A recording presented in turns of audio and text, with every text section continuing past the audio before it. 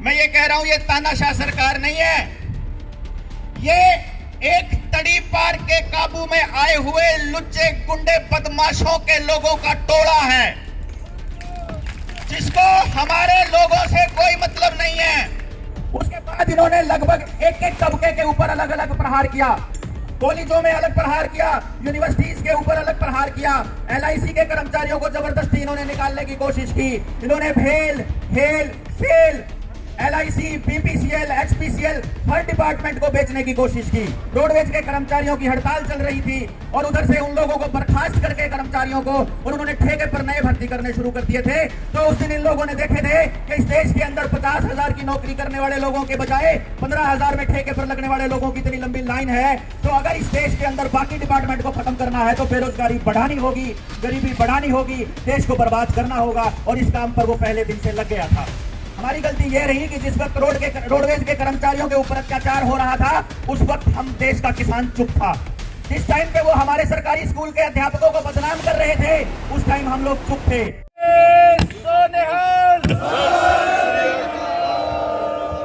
इनकलाब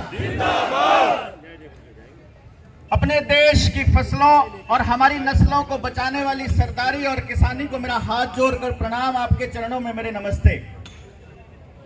9.5 महीने से हम लोग दिल्ली के चारों तरफ बैठे हुए अपनी मांगों के लिए बैठे हैं, लेकिन प्रधानमंत्री के कानों पर जूं नहीं रेंग रही। इसका कारण आपको समझ आ रहा है। अभी थोड़ी देर पहले चडूनी साहब कह रहे थे, बोला ये तानाशाह सरकार है। मैं ये कह रहा हूं, ये तानाशाह सरकार नहीं है, ये एक तड़ी पार के काबू में आए हुए लुच्चे गुंडे बदमाशों के लोगों का टोला है, जिसको हमारे लोगों से कोई मतलब नहीं है।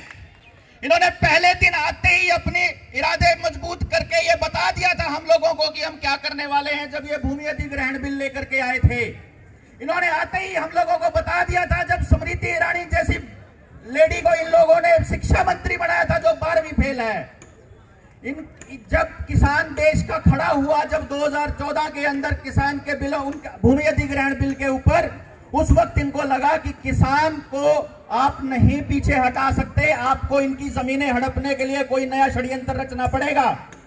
उसके बाद इन्होंने लगभग एक एक तबके के ऊपर अलग अलग प्रहार किया। कॉलेजों में अलग प्रहार किया, यूनिवर्सिटीज के ऊपर अलग प्रहार किया, एलआईसी के कर्मचारियों को जबरदस्ती इन्होंने निकालने की कोशिश की। इन्होंने भेल, HAL, SAIL, LIC, BPCL, HPCL हर डिपार्टमेंट को बेचने की कोशिश की। 2018 के अंदर हरियाणा में इन लोगों ने एक एक्सपेरिमेंट किया था, आपको याद हो तो। रोडवेज के कर्मचारियों की हड़ताल चल रही थी और उधर से उन लोगों को बर्खास्त करके कर्मचारियों को और उन्होंने ठेके पर नए भर्ती करने शुरू कर दिए थे। तो उस दिन इन लोगों ने देखे थे कि इस देश के अंदर 50,000 की नौकरी करने वाले लोगों के बजाय 15,000 में ठेके पर लगने वाले लोगों की इतनी लंबी लाइन है। तो अगर इस देश के अंदर बाकी डिपार्टमेंट को खत्म करना है तो बेरोजगारी बढ़ानी होगी, गरीबी बढ़ानी होगी, देश को बर्बाद करना होगा, और इस काम पर वो पहले दिन से लग गया था।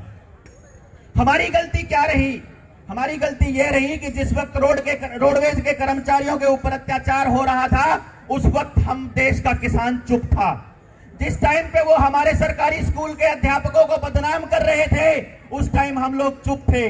आज भी हम लोग चुप हैं, और उस चुप्पी का फायदा इन्होंने क्या उठाया आपको शायद मालूम नहीं है। आपके गांव की वो जमीनें जो कभी हमारे किसी बुजुर्ग ने दान में दी थी, या जो जमीनें कभी किसी पंचायत ने दान में दी थी, स्कूल बनाने के लिए, अस्पताल बनाने के लिए, मिल बनाने के लिए, किसी पावर हाउस बनाने के लिए, वो जमीन सरकार अपने नाम कर चुकी है। ये शायद आपको नहीं पता है। ग्राम सभा की मदद से अब वो सरकार अपने नाम करके क्या करने वाली है? वही सब करने वाली है जो पुरानी जमीनों के लिए करने वाली है। आपकी जमीनों का क्या करने वाली है? वही सब करने वाली है जो पहले वाले संस्थानों का किया है। उन बड़े उद्योगपतियों को देना, उन बड़े उद्योगपतियों को क्यों देना चाहती है? क्योंकि वे चाहते हैं कि देश के सारे रिसोर्सेज इन्हीं के ऊपर हों। जब मध्य प्रदेश का किसान इनके खिलाफ बोलता है तो उनको नक्सली बोल देते हैं। जब यूनिवर्सिटी के बच्चे अपनी मांगे मांगते हैं कि फीस कम करो, हम लोगों की सीटें बढ़ाओ, तो उस टाइम पे उनको देशद्रोही करार कर देते हैं। और मीडिया सारा का सारा इस बात के ऊपर लगा हुआ कि कैसे उस आदमी को बदनाम किया जाए जो अपने हक की लड़ाई लड़ रहा है, जो अपनी मांगे मांग रहा है, जो जायज मांगे मांग रहा है। 2020 तक इन लोगों ने हर वो काम किया जिसके अंदर समाज का एक तबका दूसरे तबके से कट जाए, समाज का एक तबका दूसरे तबके के बराबर, तो उसको भी ऐसे ही लाठी डंडों से घरों के अंदर तक खदेड़ देंगे।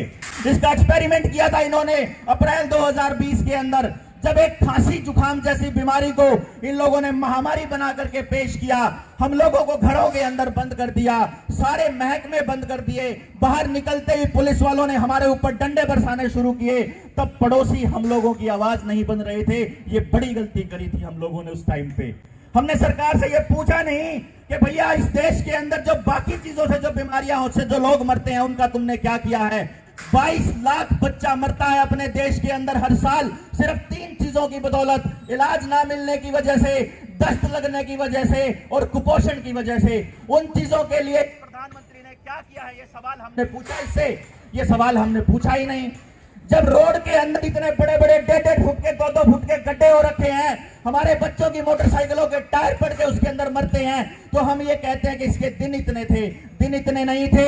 ये इन भ्रष्ट कर्मचारियों की, इन भ्रष्ट अधिकारियों की कुनीतियों का नतीजा है कि हमें अपने बच्चों की लाशों के ऊपर से ये कहना पड़ता है कि हमारी दिन इतने थे। 2020 में इन लोगों ने एक्सपेरिमेंट किया था, लॉकडाउन लगाया हम लोगों के ऊपर।